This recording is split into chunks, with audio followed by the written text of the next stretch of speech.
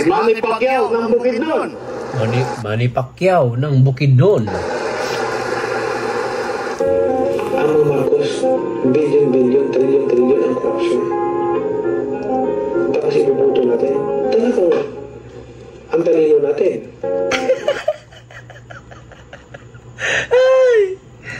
Diba? Ang talino talaga natin. Alam ko ba talino na mga kabayan? Balimbing ka. Ayon sa Supreme Court, bakit hindi tayo naniniwala? Wala na tayong gobyerno kung hindi tayo naniniwala sa decision ng Supreme Court. Hindi rin malayo magkaroon ng martial law. Baka siguro ang magkaroon ng martial law ulit. At yan ay Patay. pagsisihan ng taong bayan.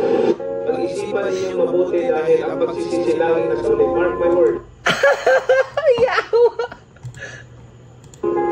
Kung gusto nyo Patay Res Pacquiao by Mark Marwer. magkaroon tayo ng martial law ulit, then iboto nyo siya.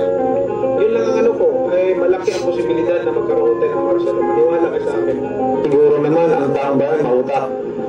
Kasi pag ibinuto mo pa yung hindi nagbabayad ng tax, hindi ko na alam talaga kung saan nagkaroon yung talino natin.